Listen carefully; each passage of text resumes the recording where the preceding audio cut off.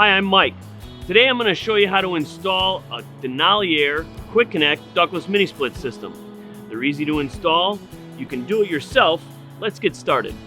First things first, you'll need to assemble your tools. You'll need a pencil, level, stud finder, drill, Phillips screwdriver, drywall anchors and screws, 2.5-inch hole saw, 2 adjustable wrenches, Allen wrench, and duct tape.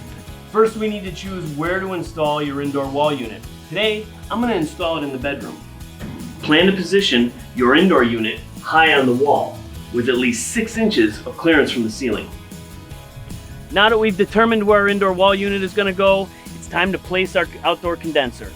We want it to be within 25 feet of our indoor wall unit, making sure it's on a flat level surface, utilizing a plastic condenser pad, or what we're going to do is mount it to the wall with some wall brackets. When installing your Denali Aire Quick Connect mini split, it is very important that you have the proper electrical voltage for the system. There are 2 types of voltage requirements depending on the cooling BTU size needed to cool your home. If you have a 9,000 or 12,000 BTU system, you will need the standard 115/120 electrical voltage available to operate your mini split. If you have a 18,000 or 24,000 BTU system, you will need the more powerful 208/230 volt electrical voltage to run your unit. You can find out your system's electrical voltage requirements on the rating label. There are 2 places a rating label can be found. The first is on the side of the indoor wall unit. The second can be found on the side of the outdoor condenser. You can also locate and match the model number located on the packaging to the max fuse requirements chart on page 1 of the user and installation manual. Once you have determined the location of the wall unit, locate the wall studs. Position the template on the wall. Make sure the position for the 2.5-inch diameter hole is clear of any electrical conduit, water pipes, air ducts, and when possible, position 2 of the 6 screw holes over 2 studs, then level the template, mark the 2.5-inch hole and the 6 screw holes with a pencil. Now once you've installed your drywall anchors, it's time to install the wall bracket.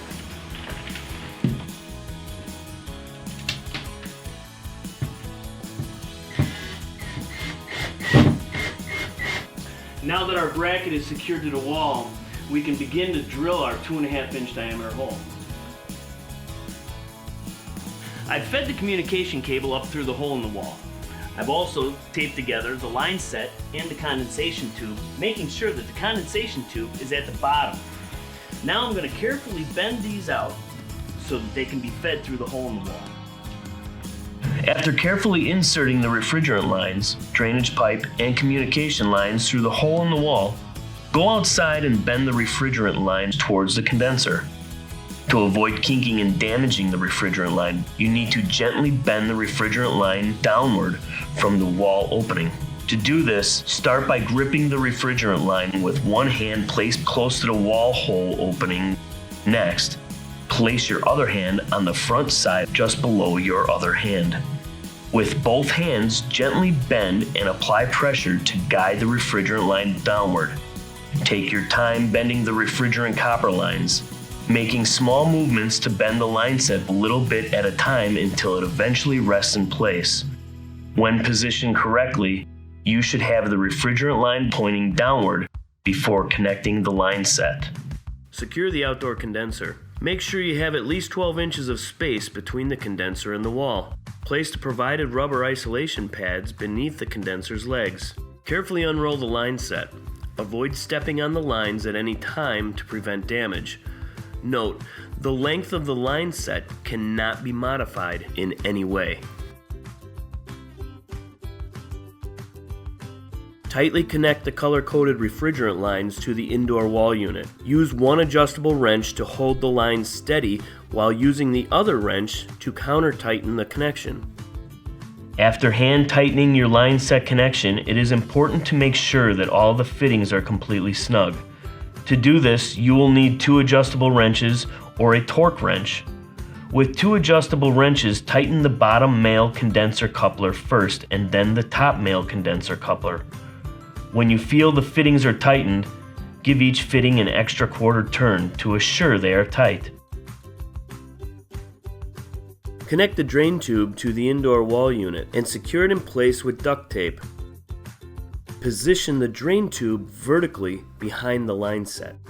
Using an adjustable wrench, remove the caps from the condenser valves.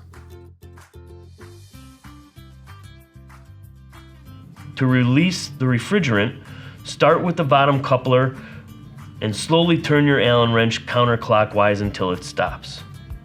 Once you have opened the bottom valve, you will hear the refrigerant starting to run through the line set.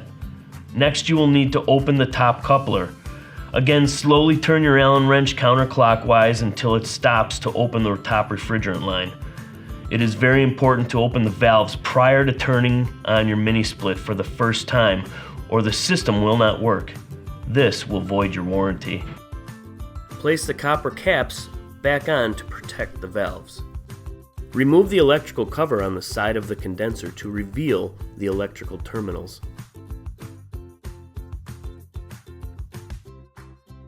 Locate and connect the Molex plug inside the condensing unit.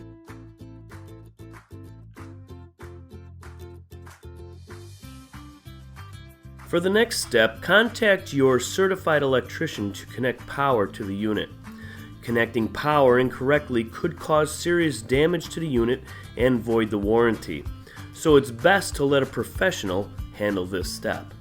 I have installed a surge protector. It's not mandatory and you can do it later, but we highly recommend it to help protect your new mini split system. Now that we have everything connected, let's turn it on.